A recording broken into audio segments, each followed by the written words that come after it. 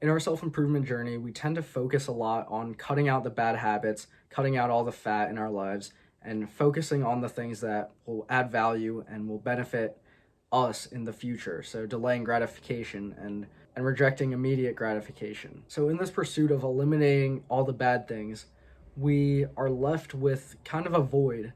So I know I've experienced this myself where if I delete social media and I'm going on a dopamine detox or something like that, say I spent 5 hours a day on social media and now I have those 5 hours back, but I didn't have something in place to replace that 5 hours.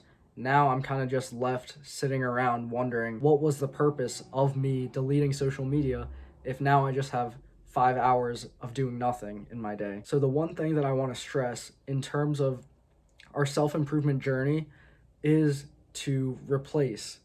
We're not just trying to eliminate, we want to replace and build upon the good things as well. So, say, take my example of deleting social media.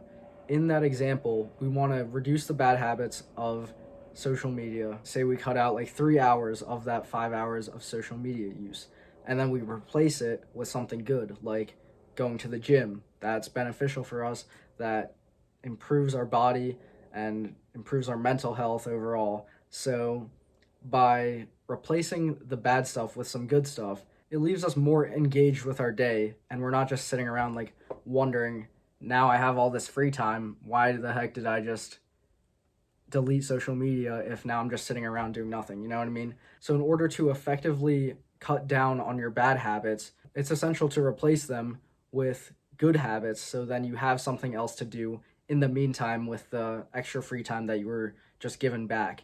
So we'll take another example from my own personal life where I deleted social media last week.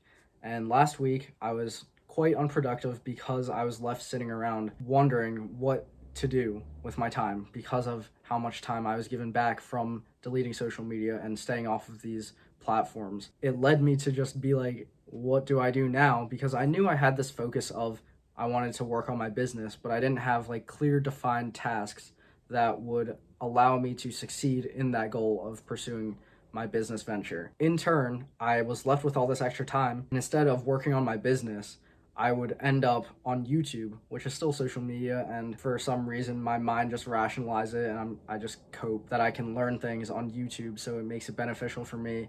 But some of the times it's entertainment, and I just gotta be honest with myself about that.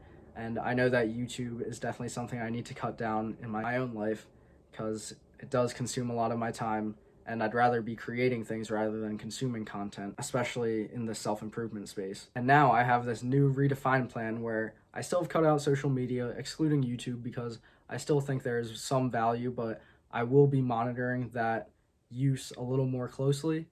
But Instagram, Snapchat, TikTok, all of that, Facebook, Twitter, all of that aside, I am limiting that to 15 minutes per day of use on those apps. So, using the built in feature of screen time on my iPhone, it's generally pretty helpful that there's just like pop up screen that shows up and says, you've like reached your time for today. And then, so if you get stuck in that endless loop of scrolling through TikTok or Instagram or something like that, because of the fact that it's literally infinite content, and if you just keep going like this, you're never going to reach any sort of bottom. Once that like white screen pops up telling me that my screen time is over and that the app is blocked, it gives me like a mental anchor point to be like, okay, now something else interrupted me, because it's really hard for you or me to pull myself out of that rut of infinite scrolling because of the fact that these apps are just so addicting.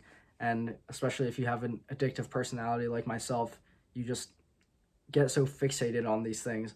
But having an external thing to block you out is helpful in the sense that you can still bypass it if you like enter in your passcode, and then you can allow for like one more minute, 15 minutes, or like an hour or something like that. So there is some danger there where it still allows you to bypass this limitation that you set for yourself. But just having that small barrier, it makes me internalize the act a little bit more of like going onto the app. If just muscle memory swipes me back over to Instagram and then it pops up saying your screen time is done for the day, then you really have to kind of take this within yourself. And then this is where being accountable comes into play. And if you look at that screen and say, okay, I'm going to bypass this anyways, then that's on you. So you just got to take accountability and responsibility for the limits that you're setting upon yourself. So if you know that you're not going to stick to a 15-minute or 10-minute or 5-minute per day use of these apps, then set something a little bit higher. So then something that you will realistically be able to take responsibility for. Because if you set these goals for yourself or these limits for yourself, and then you can't even follow them, then that just says a lot about yourself as a man and the integrity that you hold to keeping up the standards that you set for yourself. So that's my advice for the day is we can't solely fixate on eliminating all the bad habits, because then we're left with this void of time where we're like, what else do we do now?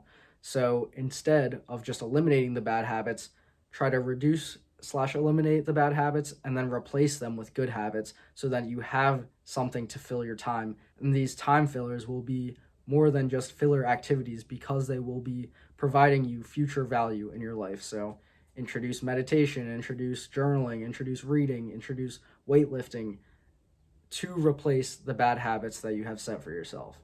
And again, remember, remain accountable. It's only within you. Nobody's telling you if you give up on these standards, it's all on you. Nobody's going to say, hey, why didn't you do that?